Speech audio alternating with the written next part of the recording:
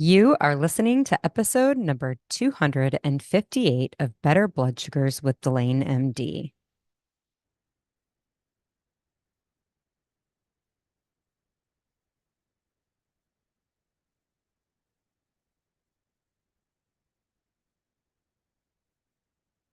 Hey there, welcome to the podcast. Thanks for taking some time with me today. I hope you are congratulating yourself on committing to your health today. I know that I think it's something we miss out on. And yes, it feels good to stroke our ego and to have our own back, really. I don't even know that I'd call it stroking our own egos, but really, when we take time to acknowledge what's working and what we're doing well for our health, what it does is it shows us what we need to keep doing. I like to call it throwing gasoline on the fire. It shows us what's burning, where the heat is, what's working. And it also gives us a clear indicator of what we need to keep doing. And so I think it's really important to see that and to be willing to do that and to acknowledge it, like literally verbalize it and put it together. I'm doing this and I'm doing it for me today, and it's important. And I'm proud of myself for that. So I hope you're doing that. And I really appreciate that you're here with me today, trying to commit to your health a little bit. So, I want to talk today about vacations. That is the season we are in. Last week, I talked about the importance of envisioning what it looks like to have a vacation as a naturally healthy individual, a non-diabetic individual, a non-insulin resistant human being.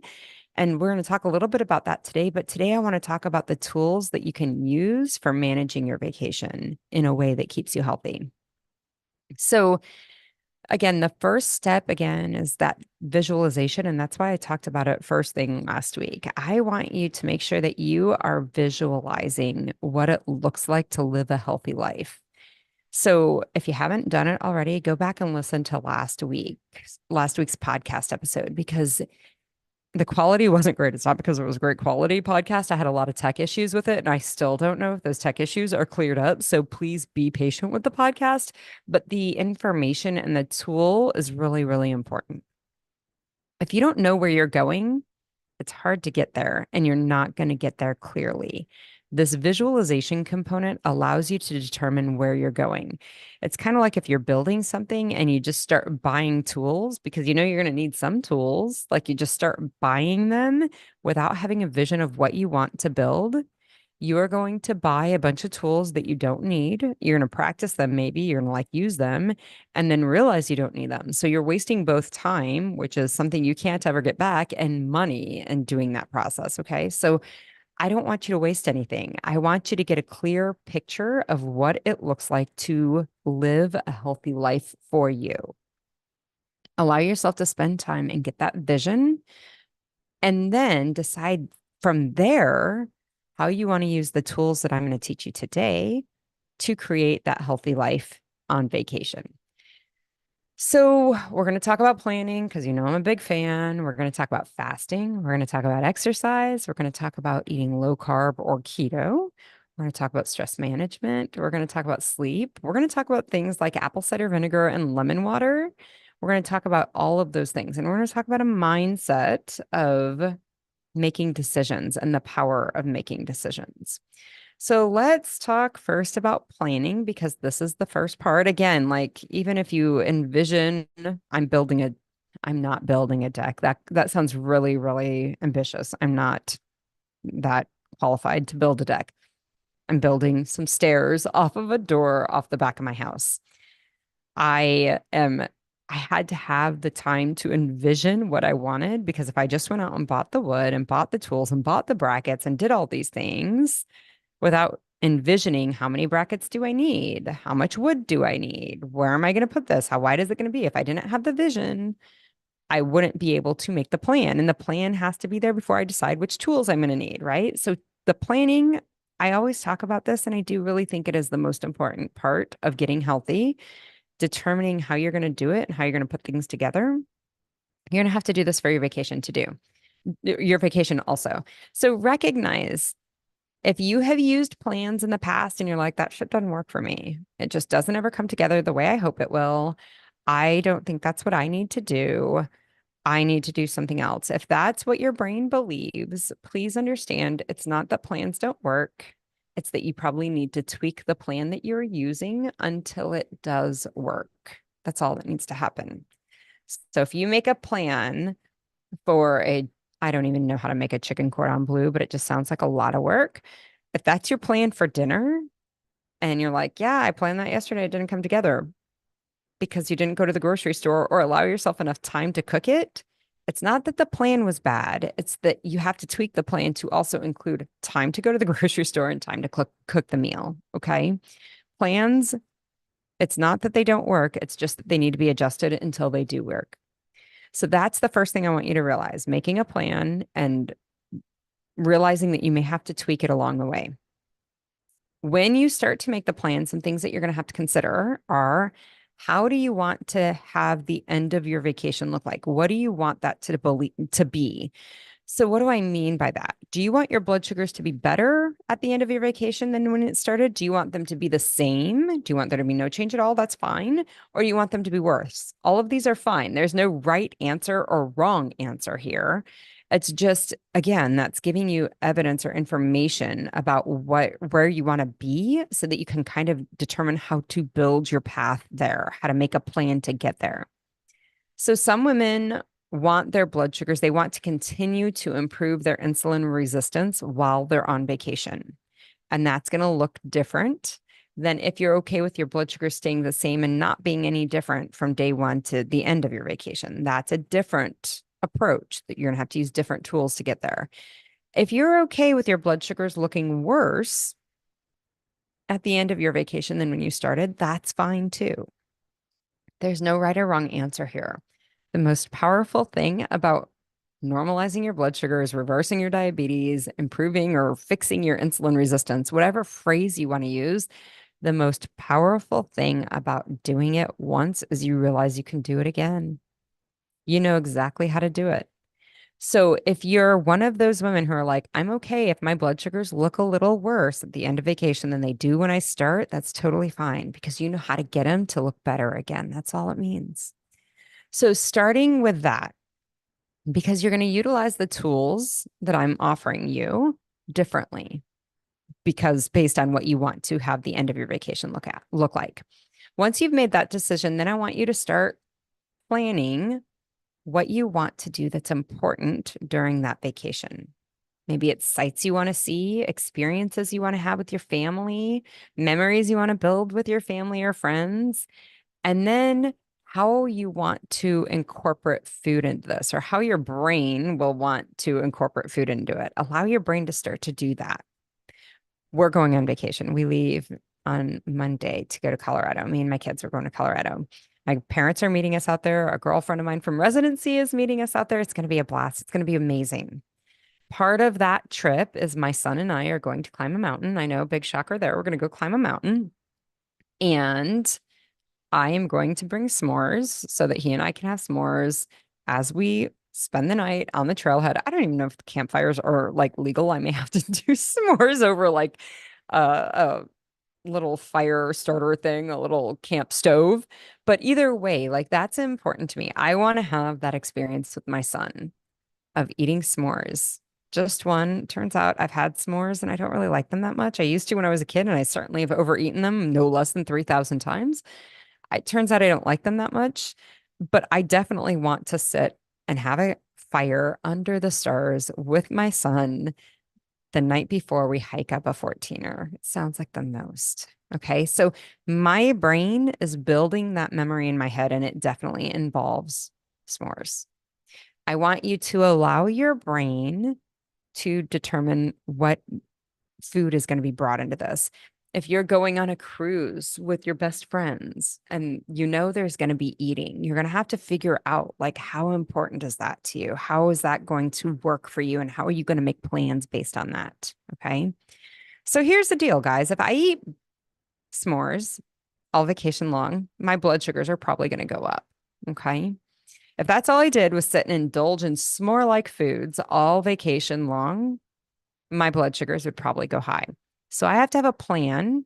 If I don't want my blood sugars to go high, and I don't, I have to have a plan for how I'm going to manage that, how I'm going to mitigate that high blood sugar. And that's really what these tools are, is I'm going to teach you ways to dampen the effect of what you may be doing on vacation. Now, some people will go on vacation and they're not going to have s'mores or any kind of food like that. They're going to go on vacation, they're going to just not have any of that food. In which case, they don't need to mitigate the effect of food on their vacation. They may need to mitigate the effect of stress or anxiety, or how do they bring joy into their vacation? And we're going to talk about that next week. How do I bring joy in my vacation that has nothing to do with s'mores or other foods that make me sick? Okay. So I want you to decide, what is your vacation, what is important on your vacation? Sites you want to see, experiences you want to have, memories you want to build, and then where is food going to come into those experiences that you're wanting to build? If there are joy eats, like say a s'mores at the trailhead overnight, like when you're camping with your kid, like that's a joy eat for me. I don't eat s'mores on a regular basis, and I don't intend to start eating s'mores on a regular basis while I'm on vacation with my son. Where am I going to have exception meals, joy eats, foods that I would not usually consume, foods that do not serve my biology in any way, and maybe even foods or drinks that actually actively work against my health? Okay, where are those going to be in my vacation? Plan for them. Be very clear what they are. Literally, I mean, like I have mine so clear. I know what the sky is going to be doing. Like in my brain, I have that planned out. Now there could be rain, and I hope not, knock on wood. But I mean, it's going to be dark. So that means it's going to be late at night. That's also something I usually do not do, is eat late at night. So there's going to be dark. It's going to be late at night. There's going to be graham crackers, and there are going to be marshmallows, and there's going to be chocolate, and there's going to be my son, and I'm going to be sitting in this specific orange chair that I have that's a camping chair, and there's going to be a tent set up, and there's going to be some sort of flame, whether it be from a stove, a campfire stove, or whether it be from a campfire that we've built. I mean, it's a very clear vision that I have of this, and I want you to get clearer. The more clear you are with the vision, the more likely you are that you've planned for all of the obstacles that will come your way so that you can execute the plan that you're making for this joy eat without stumbling, is really what it comes down to. So plan your joy eats, your joy eat meals, your exceptions. Okay. Plan those out before you go. And then I also want you to plan for the typical meals you're going to eat. Like, what's going to be typical for you? Maybe it's going to be breakfast around 10 before you leave the house with omelets. And then you're going to leave the house and you're going to go on adventures and you're going to do things. And then you're going to come back at night and maybe have a meal. Or maybe it's going to be, for me, that's typically what it is when I go on vacation. There's like eggs and breakfast in the morning, and then we'll have a meal out. Like that's probably going to be my reality on vacation. Okay. So at least get a protocol for your typical foods. Plan your joy eats clearly, get a protocol for your typical foods. So after you have this plan of how, like this outline of how it's going to work, then you're going to figure out where you're going to implement these tools: fasting, exercise, low carb or keto, eating in those forms, stress management, sleep, and some of these other tools like apple cider vinegar and lemon water. You're going to start, where are those things going to be implemented in this plan to, again, to mitigate, to dampen the effect of some of these negative outcomes that I'm looking at. So fasting is a great tool to use. I love using fasting when I travel, because I've realized, where as much as, like, I think when I used to travel when I was younger, I probably negatively impacted my health more on those travel days than anything else, because it was just a junk food-arama. It was just a junk food fest. It was horrible. It was Twizzlers. It was Teddy Grahams. It was soda. It was just awful. It was just horrible food. Okay. What I've learned is travel days are great fasting days, because there's nothing worth eating at a gas station. Even the healthy stuff, like hard-boiled eggs that I can get at a gas station. Yeah, that's fine and grand, but there's nothing fancy about a hard-boiled egg, right? I can have those any day, anytime, anywhere. An orange from a gas station. What I've realized is the fruit from gas station it's not even like that it's not organic or something. That's not what I mean by low quality. It's just low flavored food. It's cheap and it's low flavored or it's old. It's just not good. So like there's nothing at a gas station that is horribly compelling for me to eat. So fasting during travel days is kind of a gift. Same thing at an airport. Like trying like especially if you go to an airport and you eat at one of the nice restaurants, they are overpriced and their food is not that good. I don't know what it is about airports that they can't have decent food there, but even at the nice restaurants, the food is not that good. So, travel days are great fasting days. So, that is one place that I really like to utilize fasting. The other things that if you're going to have food that you know is not great for you, how are you going to maybe utilize fasting to dampen the insulin effect of that food? So, this might be I'm going to eat, usually I eat in an 8 hour window and I fast for 16 hours. But on vacation, I'm going to try to do a 10 hour window of eating, or I'm sorry, a 6 hour eating window and a 18 hour fasting window because I know I'm overeating. I'm either eating more or I know I'm eating food that is not healthy for my body. And I want to give a little bit more time for my body to heal up from that before I start eating again. So decide how you're going to use fasting, your fasting regimen to help. The other really powerful thing, are you going to fast before you go on vacation? Maybe you decide before I go on vacation, I'm really busy trying to get everything done. And I know I fast easier when I'm really busy. So I'm just going to do a few longer fasts before I leave on vacation because that's going to help prep my body, prep my biology for the food that I intend to eat on vacation. So it's interesting doing something beforehand out of being, strong and proud and preparation, like doing something beforehand out of planning versus having to fast because you ate a bunch of junk you didn't plan for after vacation, like having to do the fast after vacation out of this place that I did some things I wasn't so proud of. I think that's a huge difference in how we utilize fasting. I would never encourage you to utilize fasting to make up for something that you were out of control doing. Like you're going to probably need to figure out why you were doing something out of control. And we'll talk about that a little bit.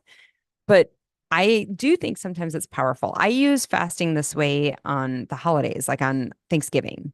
Like my fast will start on Wednesday before Thanksgiving, and I usually fast through until I eat my Thanksgiving meal. And the reason that I do it is because I know I'm having grandma's apple pie and I'm going to have, some foods that aren't part of my typical eating regimen. So fasting beforehand can be something that's a useful tool to help you prepare for that vacation food that you're going to eat that's not part of your typical food.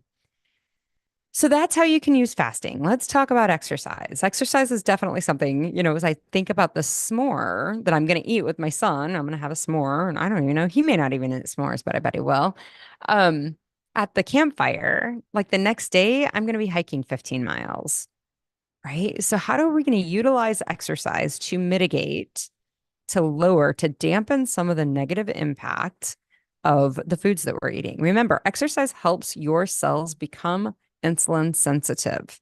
And the impact after exercise, so from one exercise session, that impact can last for up to 72 hours after one single exercise session. If you're not familiar, or if you don't know the information on exercise and how it impacts your blood sugars, go and check the podcasts from June of this year, June of 2024. There are 3 different episodes. I think it's 253, 54, and 55, maybe, or 54, 55, and 56, 254, 55, and 56. I talk about exercise and how it helps your blood sugar. So go and check that out if you're not sure. But exercise is a very powerful tool to help improve your insulin sensitivity. So reverse your insulin resistance. How are you going to use this and deciding ahead of time and using this as a tool? Maybe you're going to increase your exercise. Maybe you're going to do more intense exercise because you know you're eating more foods that aren't typical for you. Making sure that you have a place to exercise. So if you're going on a cruise ship, like where's the gym? Because almost all cruise ships have a gym and they almost always have a track. How is that going to look for you? If you're not going to be on a cruise ship, if you're going to be somewhere else, how is that exercise going to look for you? Get that planned ahead of time. Low carb and keto is another great tool to use for our time on vacation. So I will offer, I used to teach keto as a pretty, I don't know, staple of how to improve your blood sugars. And although it will improve your blood sugars, I don't know that it improves your health overall. It can. It's not that it cannot do it. It's just it takes a lot of planning and a lot of calculations to get you there. Recognize when you go keto, you're cutting out carbs. When you cut out carbs, you're cutting out fiber. And fiber is a huge player in our health, the health of our biology, of our body. When we're not eating fiber, we're not feeding the gut microbiome in our body. When we're not feeding the gut microbiome in our body, they're not producing the healthy chemicals, they're not chemicals, they're healthy, I don't know, they're healthy. I guess they are chemicals. They're healthy things, though. They're alcohols and they're all sorts of messengers that come from from our gut microbiome. And they're not alcohols. They're more like keto esters. Maybe I don't know the chemical structure of what they're producing, but they are producing things that benefit your biology, your endocrine function. So make sure that you're eating lots of fiber. And when you're doing keto, it's really hard to do that. And so that's why I don't recommend this as a long-term tool. But if you're using it to, again, to dampen the effect of some of the higher carb foods that you're eating while you're on vacation, I think that that makes a lot of sense. Stress management. This can be a huge thing depending on where you're going on vacation and what you're doing. If you're seeing family that stresses you out, that can cause you may need to really invest some energy into developing a stress management tool. If you're going out with your kids and they're at a certain age, they can be stressful. Okay. So, exercise is part of stress management. Yoga can be part of stress management. Meditation can be part of stress management. And ladies, setting time aside for you to relax is clearly part of stress management and should be a part of every vacation. So start to protect some time out of your day out of each day on vacation. This is part of your plan, right? Start to protect some time for you to enjoy yourself and relax a little bit while you're on vacation. Sleep is another important player on vacation. You're going to want to make sure, I mean, like you should be coming back rested. You're going to want to make sure you're getting 7 to 9 hours of sleep. Do understand when you're sleeping in beds that are not yours, you're not your typical bed, they may mess with your blood sugars and with your sleep cycles and with your stress. So don't be surprised. It may take some time and you may have to devote more time, like instead of sleeping 7 hours a night, which you do at home, you may have to sleep 8.5, 9 hours a night to get rested because you're sleeping in a weird place. So I also want to talk about apple cider vinegar and lemon water. Both of these have been, I mean, you can put them together, but I do them separately, but both of them have been shown to have benefits on your blood sugars. They just improve your glycemic control. And again, part of this is because of the interaction between the apple cider vinegar and the gut microbiome. Okay. The chemicals that gut microbiome is making when it is exposed to this apple cider vinegar. So if you know you're eating some foods that aren't great and you're wanting to, again, dampen that impact on your body and on your insulin resistance, 2 tablespoons of apple cider vinegar in the morning and 2 again in the evening, so 4 total throughout the day, has shown benefit to improving your blood sugars and improving your insulin sensitivity. Okay. And that's the opposite of what's caused your diabetes. Insulin resistance is the opposite of insulin sensitivity. And insulin resistance causes your type 2 diabetes. So if you can improve the insulin sensitivity, you're like reversing, you're doing the opposite of the diabetes. So apple cider vinegar and lemon water. And again, it's like a tablespoon and 32 ounces of water, a tablespoon of lemon juice, real lemon juice, and 32 ounces of water is usually enough. I honestly just take it and dump it upside down, squirt some in there and call it good and drink it. Those two things can be helpful to help dampen the effect of some of these foods. Now, recognize, guys, there's no amount of apple cider vinegar or lemon water that you're going to have that's going to pull your A1C from a 12 to a 4. That's not going to happen. But again, it will dampen the impact that some of these foods are having on your biology. So last, I want to talk about this as a decision. These are all decisions. S'mores are not good or bad. They're just s'mores. The food that you're eating is not good or bad. It's just food. It's just food. Like some of it's not really food. It's like food like substances. But you consuming foods that are not, ideal for your blood sugars, it's not a good or a bad thing. It's just there's biological consequence to the things you eat. Okay. Recognizing that you are always in control of deciding to have that consequence or not. Don't make food choices from this feeling of being out of control or something's right or wrong. You're always in control. When you're eating from a sense or from a feeling of being out of control, you're going to have results that are out of control. It's just how it goes. Okay. If you're at a restaurant that you've never been to before, as happens when you're on vacation, and your thought is, I'm not sure I'm going to be able to find anything that I can eat here. I don't know that there's anything even on this menu that works for me. You feel out of control. At the very least, you feel uncertain. And your action is to order something that's like, oh, it's the best I can do, right? Like, I guess lasagna is the best I can do. I'll order that. I guess I'll order buttered chicken fingers and fries. I guess I'll have the barbecue and the baked beans, right? Barbecue and baked beans shouldn't be bad, except everybody, if you're not aware, barbecue sauce is actually meat syrup. That's all it is. And baked beans are loaded with sugar. Okay. So those things are going to pop your blood sugars up like nobody's business. It shouldn't be that way. It's like barbecue should be meat, but it's not. It's meat smothered in meat syrup. Okay. Barbecue sauce. So when your brain's like, there's nothing I'm going to be able to eat here, I don't know what I'm going to be able to eat here, and you feel that out of control, like I've got to eat something that's not right for me, your results are going to be out of control. Your sugars are going to jump up in an out of control fashion. The fact of the matter is, shifting your thoughts here is so important. You are always in control of the food that goes into your mouth. When you're going to a restaurant you've never been to, you're always in control of what you eat there. You have options. There's always the option to not eat anything. You can fast through that meal. There's also the option of getting something small, like a cup of soup, even if it's tortilla chicken soup and it's got tortilla in it.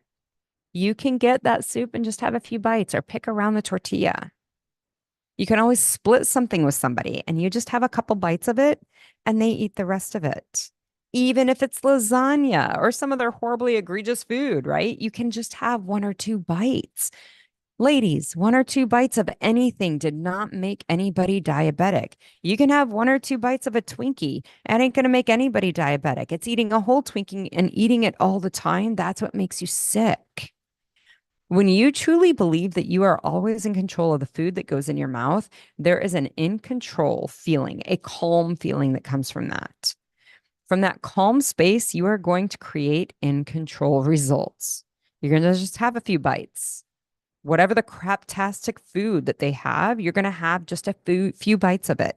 Or worse, you're going to order that dumpy side salad because it's lettuce and cucumbers and shredded carrots and tomatoes. And that is boring as all get out, but you're going to order it and you're going to eat it because you're in control of what you eat and you want to be in control of your blood sugars. And that's how you're going to get there. Okay. So don't allow your brain to go to this out of control feeling. When your brain does, when you feel out of control, and you'll know when you feel it, when you feel like you're out of control, when you start hearing the story, well, there's nothing I can eat here. I guess I'm just going to have to eat junk. When you start hearing that story in your brain, stop yourself and get that in check. You're always in control. Okay. And when you know that you're always in control, that's when you start to always be in control of your blood sugars. Okay. That's when you get the health that you're looking for. Next week, I want to talk about building joy into your vacation. We should not be spending money on big trips that don't have any joy built up in it. In the past, a lot of time we used food to bring that joy to our vacation. Those days are gone for you. So how are you going to bring joy into your vacation in a way that doesn't make you sick? That is what we're going to talk about next week. That's all I have for you this week, except for my warning about meds. If you are medicated for your type 2 diabetes, you have been medicated for the way you've eaten in the past. The barbecue at the restaurant on vacation, right? The lasagna at the restaurant on vacation. You have been medicated because of those food choices. If you change those food choices, you're also going to have to change your medications. If you don't do this, you can end up quite sick with with those medications. It will cause your blood sugar to go very low, the kind of low that involves a hospital visit, possibly a hospitalization, possibly even death. And that's not why you're making these choices to die early. You're making these choices to learn how to have a longer life, a more vital life, a more robust life. Okay. So you're going to have to get a clear line of communication open with your provider who's given you these meds so that you can share your blood sugar log with them and you know how to expect from them to hear back about changes you need to make on your medication regimen. Okay. So call their office and ask them how they want you to share your blood sugars with them and how they intend to tell you the changes they need you to make on your meds so that you're safe making these changes. If you're not sure what to eat, go to my website, DelaneMD.com, go to /better, BETTER.